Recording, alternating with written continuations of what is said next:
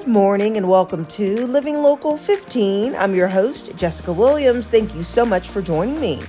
First up, I take you inside of the Fort Wayne Museum of Art as we explore their newest exhibit called the Fashion of Art Deco. I speak with their collector and curator. And a little bit later, Plexaderm is here to share how to get rid of those stubborn under-eye bags and wrinkles and how to try out their product. That and more happening now. Fashion, food, and fun. You're watching Living Local 15 with your host, Jessica Williams.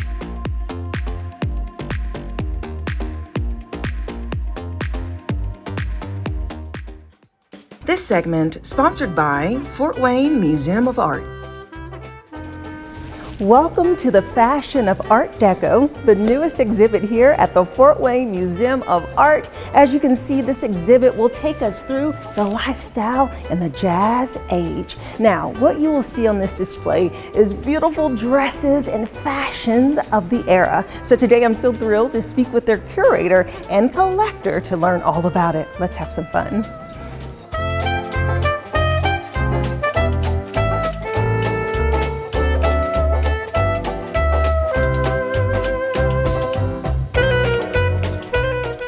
Oh, don't mind us. We're just blending in with this beautiful art exhibit here at the Fort Wayne Museum of Art. And joining me is Britt Mitchell, who is the curator of exhibitions here and the curator specifically of this exhibit. Hi, Britt. Hi, how are you? Good to see you. Great for having me. Okay, so this is so cool. Art Deco. I'm loving the throwback, a little vintage here. So start off by explaining to us, what is Art Deco? So Art Deco was a stylistic tendency that came about in about the 1920s and ended in about 1939. So we know that typically from aesthetics that we see in Great Gatsby. That's a really popularized version of that. So that's where we see the flapper girls, the Charleston dance, things of that sort. I love that era, and I think when events are thrown, like it's just so fun to just kind of go back in time. But what you all are really focused on is that the concept of that era has unique stylistic attributions. So talk to me about the process in curating this exhibit. So this exhibition really features the fashion aspect of Art Deco, and how that really developed came out of the Victorian era, which was very modest with long dresses and petticoats and corsets. So this is really the emergence of the modern woman. We get women's rights to vote, we get more of a liberating aspect in society, along with their own autonomy, their own disposable income. So during this time, of course, these women want to show their independence, their identity through these gorgeous dresses that we see. Right, okay, so they feel more free. Yes. Which is why it's like the little loose, little liberating, boom, a little bit higher of the skirt. Yeah. Yes, and you can't forget the bangles, because I'm seeing that all over this exhibit. They have extremely amazing jewelry and dresses. And so I'm so thrilled for us to be able to talk with the actual collector of these items and dive deep to look at it. Absolutely. Yes, all right, well, let's get to it. Ready.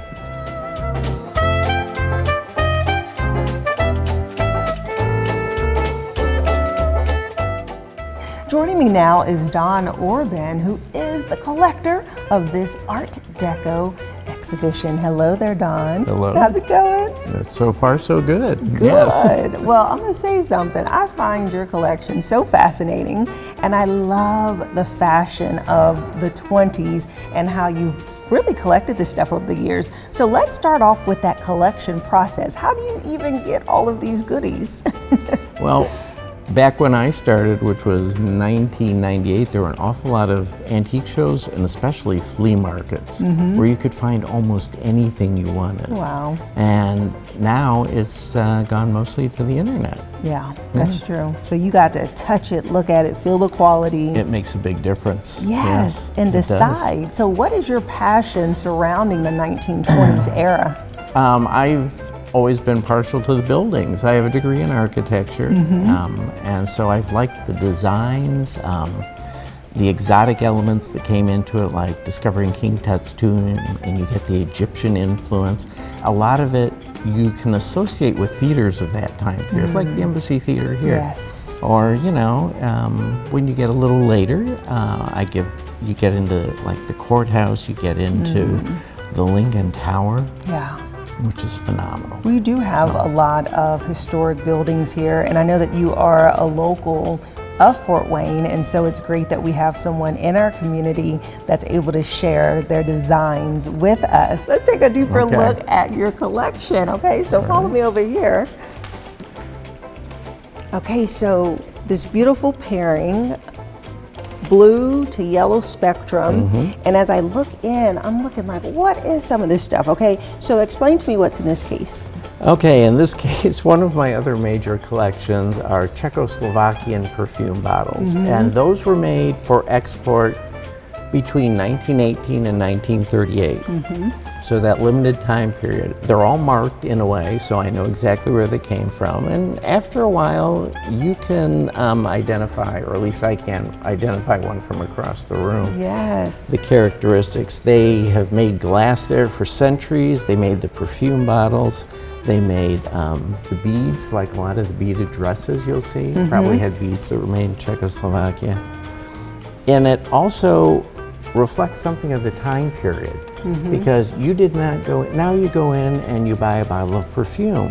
It's in the bottle. That's not what happened when these were. You would go up to the counter, you would pick out the bottle you wanted, and then you would pick out the fragrance you wanted. They would dispense the fragrance into a little bottle and put a cap on it. You'd take it home and then pour it into your special bottle, like with a small funnel. So entirely different.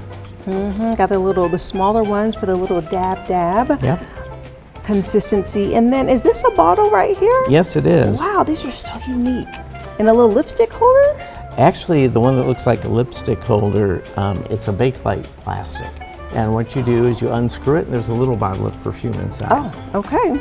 So for all sizes. Okay, yes, let's continue. You can carry those in your purse. Right. Very convenient. Okay, so now we're flowing from this yellow to black contrast, which is so nice. And so kind of explain to me what's unique about this case, because I am a sucker for a good perfume bottle, and I love the ones that dangle with the little puff puff. Yes, the atomizers. You see, when you're looking at pictures from the 20s, you'll see maybe like Clara Bow or Louise Brooks, and you see them with a atomizer, spritzing the perfume on it. That's what those would be. Usually the works on those, sometimes there are a lot of makers that come out of France, but on most of these, they were probably made in Ohio at DeVilbiss. Oh, I love which that. Which is where the atomizers started. And then this caught my eye because it looks like a really long, perhaps a mirror. Yes, they do have mirrors that look like that, but that's actually a perfume, or a powder puff, rather. A powder puff? So you tap it into your powder, and then you could just tap it from a distance onto your face. That's that powder that sits over there. Yes, you gotta reach for it. Yes, you have to tap it and then tap it on. Who would have known? It's just unusual. And then what are these little bitty thingies here? The little tiny, the little tiny ones. Those are solid perfumes. And so like they you have, rub it? Yeah, they have like a wax-like perfume inside.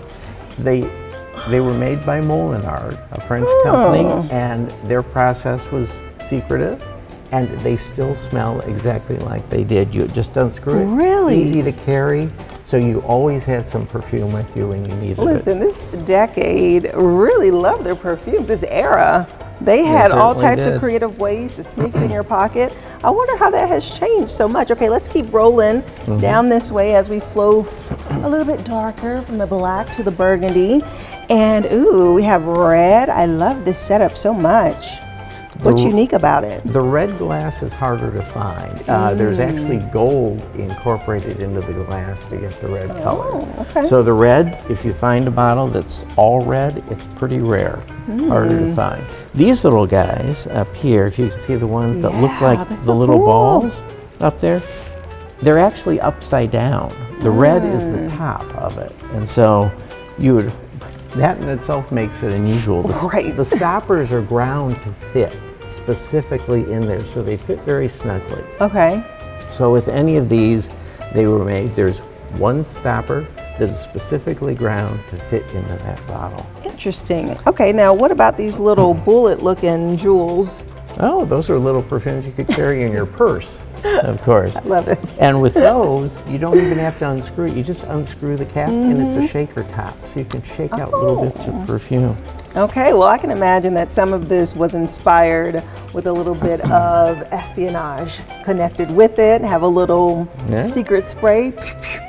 Yeah, and that atomizer, you like the atomizer? I do. With the white glass on top, that's a layered technique. Try to think about layering ivory glass onto the red glass and then covering it with clear glass. I love that. It's beautiful. It's beautiful. Okay, let's go down to the last area here, which now we're fully going into the mixed colors, the oranges, the yellows, very nice coral. So are these powder puff holders? Powder holders? These are actually little powder boxes. Okay, yeah. The metal one here is actually aluminum, made out of aluminum. Oh, interesting. Not probably the greatest thing to make a powder box out of. Right. It dents easily, but it was designed by René Lalique, who was a well-known glassmaker. The others are powder boxes from different eras or different designers. Oh man, I'm just so fascinated about the uniqueness in all of these bottles. And so are they mostly plastic, not plastic, but glass or crystal? Yes, you can use both terms interchangeably. Yeah. With the glass or the crystal. Okay. But they are, they reflect the light beautifully. Yeah. They glow in different lights. And handle with care. Well, they're actually reasonably sturdy, unless of course you drop one and you're out of luck. One of the other little interesting, you see the little tiny powder puff right there? That's called a pli. It's Poupette pli, which is French for collapsible tiny powder puff. Yeah. And you could carry that in your purse. You put powder in the bottom, screw the cap back on the bottom, and then you don't see the powder puff. It has a cap over it. Then you unscrew the top, push it up, and you can, you're all set. How's that for Close simple? quarters, I like that. Very cool. Okay, so we've tackled some of these 1920 items, but I'm so thrilled to see some of the darker apparel. So let's head over to that exhibit.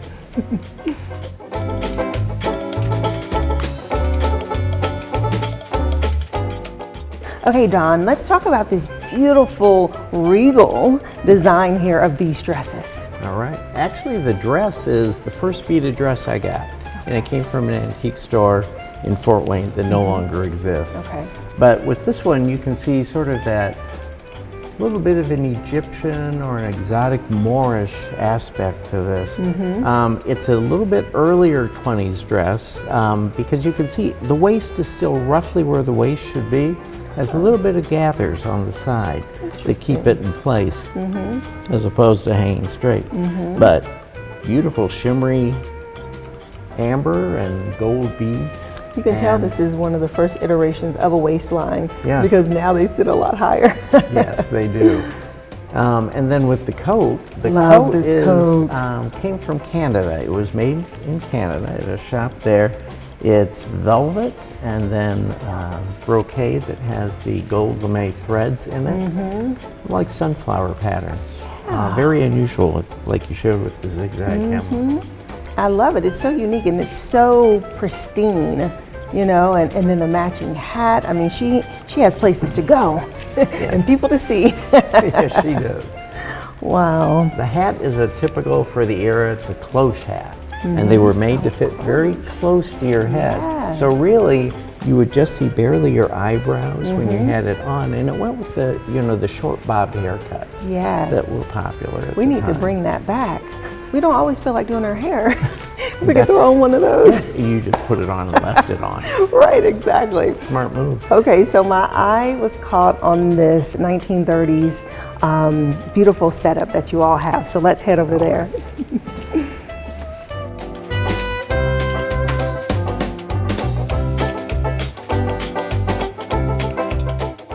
Okay, Don, this here is the grand finale. As people are walking around, they're attracted to the fur.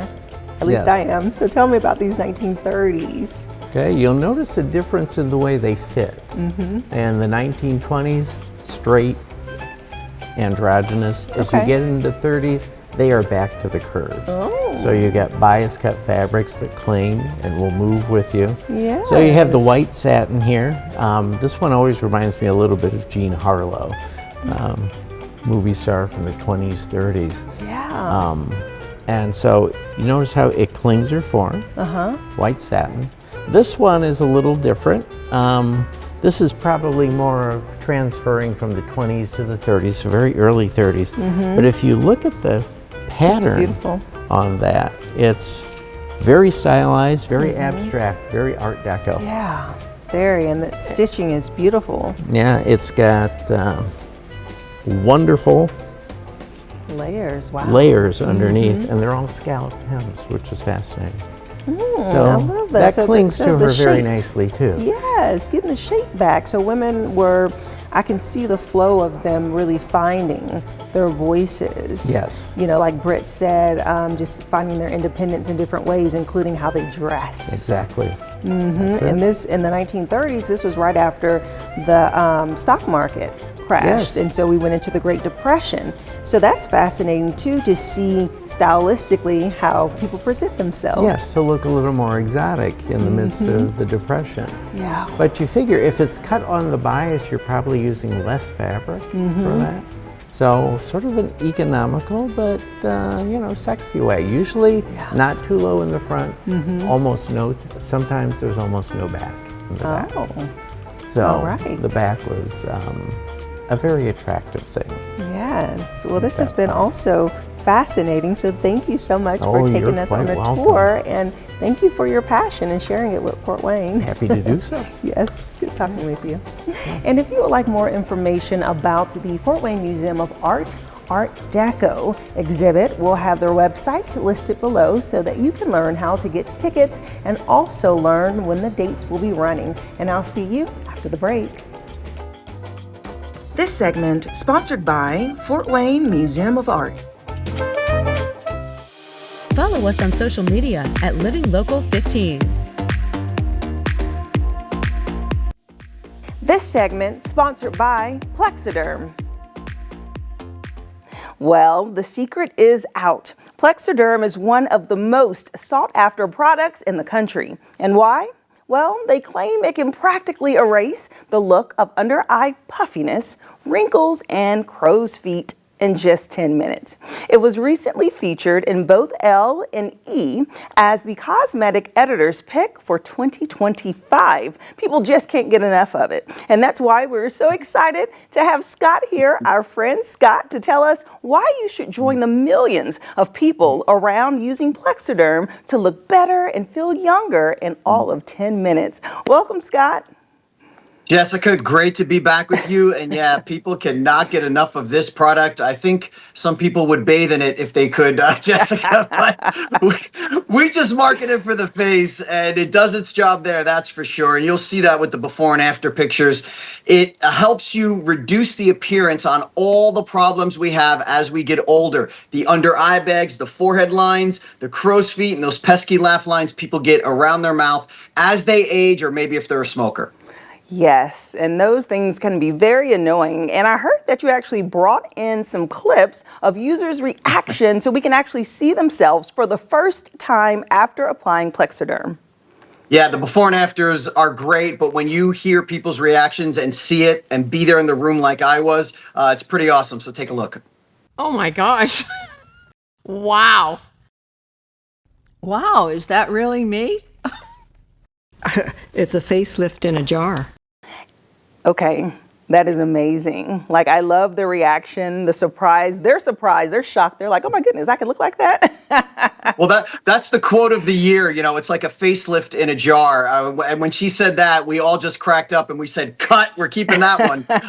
You know, that was like, you know, our favorite quote ever. But, you know, I want to stress too, you know, we had 3 ladies on there, you know, with their results. But this is for men too, Jessica. Believe it or not, we've gotten much more vain with our appearance the last decade or Really? so. Yes, yeah, believe it or not, believe it or not. And men make up a big part of our customer fan base because this serum goes on clear. All right, so there's no chalky white residue. Most men, besides myself, don't wear makeup. So the fact that we can use this product and look younger without letting other people know we're actually doing that, that's a big advantage for men, and that's why they love it. Yes, and you guys came with some heavy metals this time around because Plexaderm won Editor's Choice for L and E, and it's even better to see how fast it works. And I hear that you have some special pricing for us. Yes, we got the with the Olympics here. We got the gold medal from E and L as far as editor's choice. So yeah, I mean, my God, were we excited? You know, those international fashion beauty publications to get that validation, Jessica, is huge. But even more huge are the results, and really, it's because of our ingredients. We derive silicates from shale rock. But we have peptides and collagen in the formula. With peptides, we're giving you moisture in your skin. With collagen, we are giving you firmness. So all you do is put this on a clean, dry face, wait 10 minutes, and you're going to see those results that you've seen on your screen. You're going to look 10 to 15 years younger, and those results are going to last up to 10 hours, Jessica. Wow. So, yeah, wow is right. And speaking of wow, we're going to talk about our special right now, which is the Plexaderm 6-application trial pack, which is what I'm holding in my hands right here. There's the 6 applications. So we're making this affordable for everyone, Jessica. Right now, it is $14.95 plus free shipping. And the only way to get that deal is to call 1-800-752-0378. You can also scan the QR code or just go to plexadermtrial.com. All right, perfect, Scott. Well, it's so good to see you. Thank you so much for breaking it down for us and giving us that special pricing. We appreciate it. Great to be with you as always, Jessica. All right. And if you would like more information about Plexaderm, we'll have their website listed below in the QR code that you can scan. And I'll see you after the break. This segment sponsored by Plexaderm. Join me, Jessica Williams, on Living Local 15 every weekday morning at 9 on WANE 15. Watch Living Local 15 with Jessica Williams on WANE 15. Living Local 15, proudly driven by the Kelly Automotive Group.